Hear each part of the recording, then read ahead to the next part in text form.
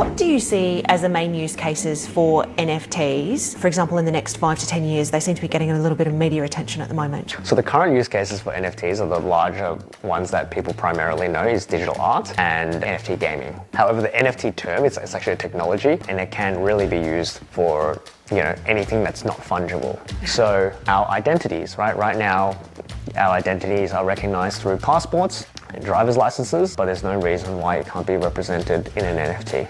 Again! You fucking idiot! 95% of NFTs are almost at zero. Remember when NFTs sold for millions of dollars? 95% of the digital collectibles are now probably worthless. The apes are still 40 plus K, but it's true that the rest of the market is not performing. Out of the top collections, the most common prices for an NFT is now $5 to $10. The technology will survive. You're going to see like millions, billions of NFTs, which are just worth nothing. They perform a function rather than being some sort of collectible. Over the years, I've purchased a lot of stupid, useless, and worthless things, right? But I can't say that I've ever bought something that went on to lose $2.9 million worth of value. I've talked about NFTs, all right, and the uselessness of them on this channel plenty of times, right? But today's story is a very, very special case. So NFTs started an entire decade ago, back in 2014, when the first ever NFT was created called Quantum, and it was minted on the Namecoin blockchain. Now, what does that mean to you? Probably nothing, because the concept of digital art that started 10 years ago is virtually useless today. NFTs are the prime example of an idea that flew too close to the sun and had its wing burnt the hell up. Now, I don't want you to misunderstand what I'm saying here, because not everyone thought like I did when they first came out, or when I first heard about the idea of NFTs as a whole. I thought that it was stupid. Now, other people thought that it was one of the greatest creations ever known to mankind, right after somewhere between the microwave and the air fryer. Turns out they were fucking wrong. Who could have guessed? NFTs stand for non-fungible tokens, and they were supposed to be digital pieces of one-of-a-kind art. One-of-a-kind art that anyone could totally right-click on and save to their computer because they're digital.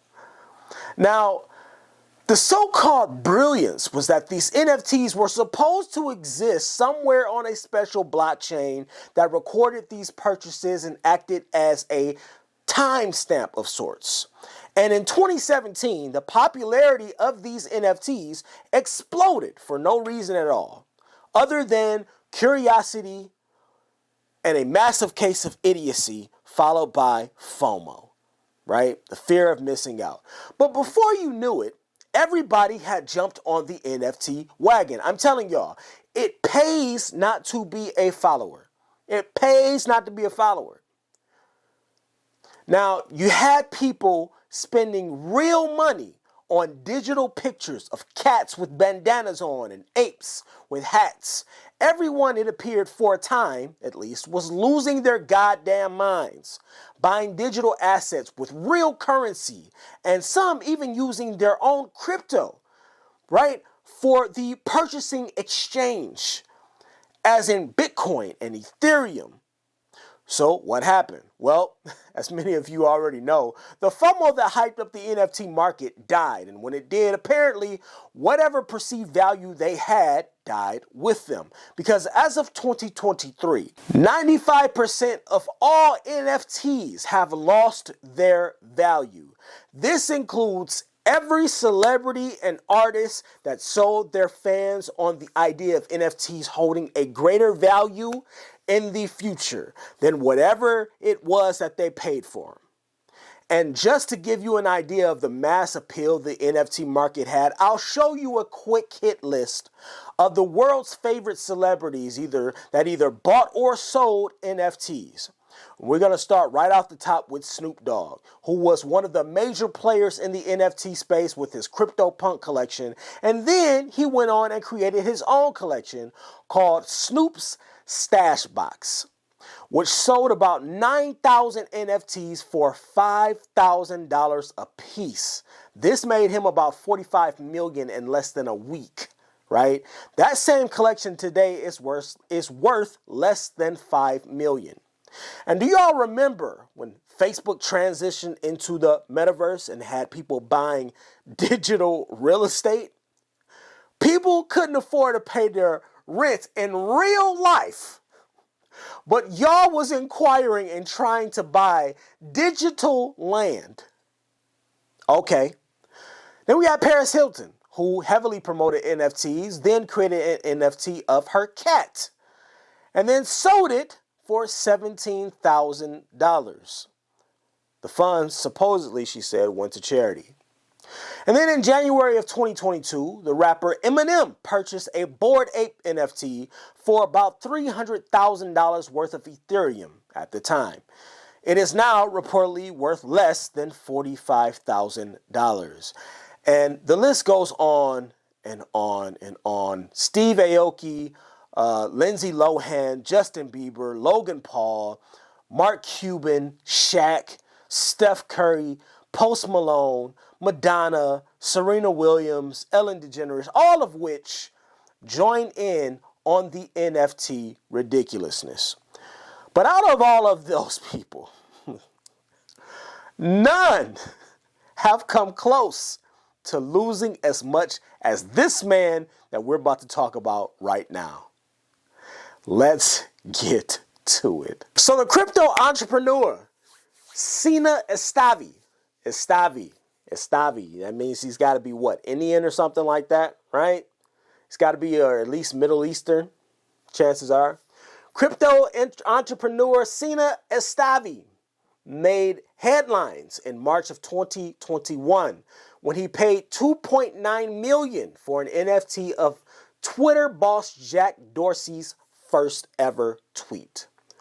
But his efforts to resell it have run aground, with a top bid of about $10,000 as of Thursday. But wait, there's more, I promise. The initial purchase was at the time among the most expensive sales of a non-fungible token, or NFT, and came amid a flurry of interest in the niche, very, very niche crypto assets, which have since generated billions of dollars in sales. Estavi put the tweet up for the resale on the popular NFT marketplace OpenSea last week, initially asking for $48 million. He asked for $48 million. He bought it for $2.9. Keep that in mind.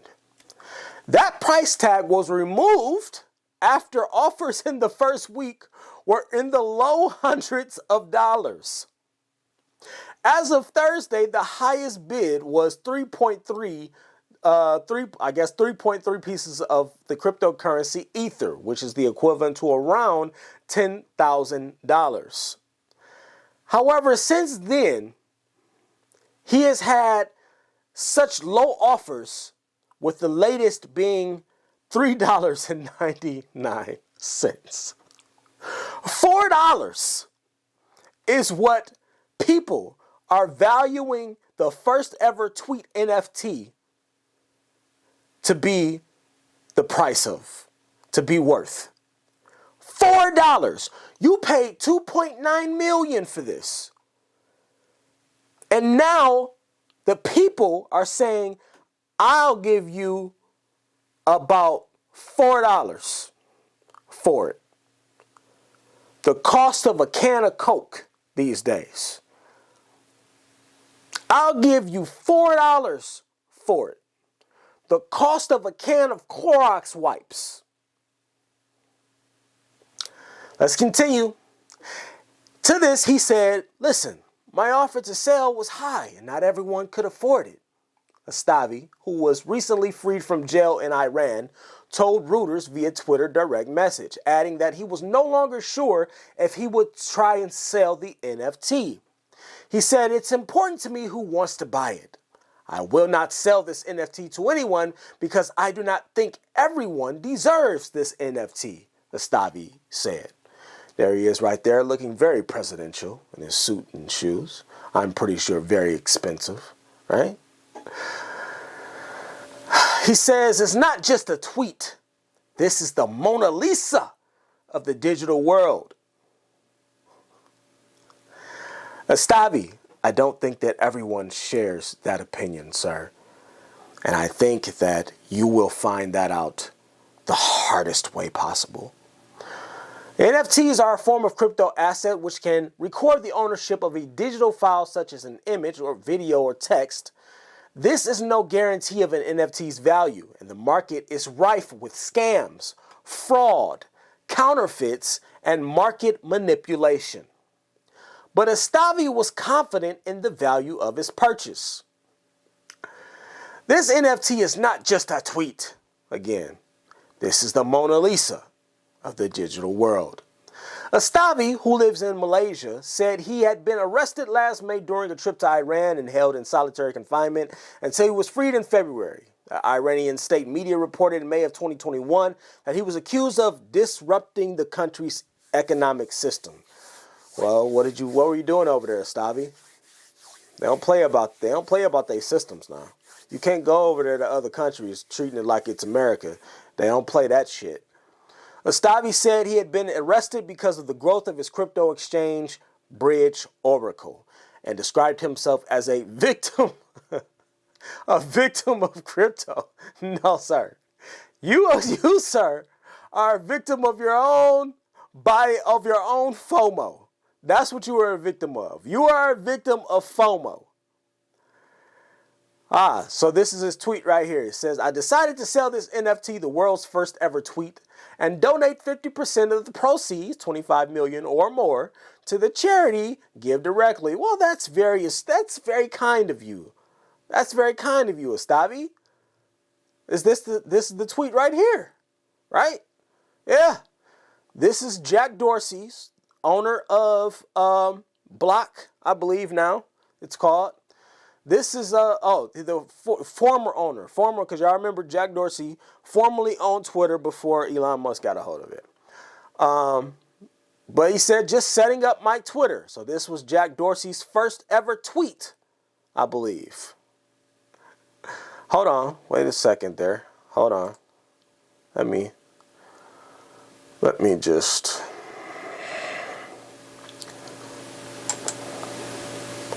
right click that and save. Doesn't matter where, desktop is fine. But now I have the first tweet too. now me and Sina Astavi, me and Astavi got something in common. We both have the tweet now. We both have the first ever digital tweet. All right. Reuters was unable to independently verify these details. Says, I need the support of the cryptocurrency community. Astavi told Reuters. While announcing the NFT sale in a tweet on April 6th, he plans to give 50% of the proceeds. Y'all, I just read that. Listen. Buying a tweet, a picture of a tweet, one that I just saved to my desktop, for $2.9 million is beyond insanity to me. But not only that, it just goes to show you how FOMO, F-O-M-O, the fear of missing out, will cause you to make all kinds of stupid ass decisions. When I said that it pays to be your own person, it pays not to be on any type of bandwagon. It pays to know what it is that you're getting into and where you're spending your money. All of these celebrities and people that support it and try to throw NFTs out there. I remember somebody on my Facebook friends list was so ecstatic about buying an NFT of a cat. He even made it his profile picture. Guess what happened? When all of this NFT craze started to die down and started to sink into the pits of hell, guess what? All them pictures that people had as their AVIs disappeared. So too did their conversation about it, because this particular person was talking about NFTs left and right. How how you bought them, and how someday they were going to be worth hundreds to thousands of dollars. Listen. If there ever comes a day when a digital picture is worth millions of dollars more than the house I own, and this becomes the norm for society, I'm letting you know now, there is likely a chance that I will lose my fucking mind. But listen, y'all tell me what y'all think about this down in the comments. This guy bought a tweet at the end of the day for 2.9 for, you might as well go ahead and say 3 million because it just sounds better. He bought a tweet for 3 million.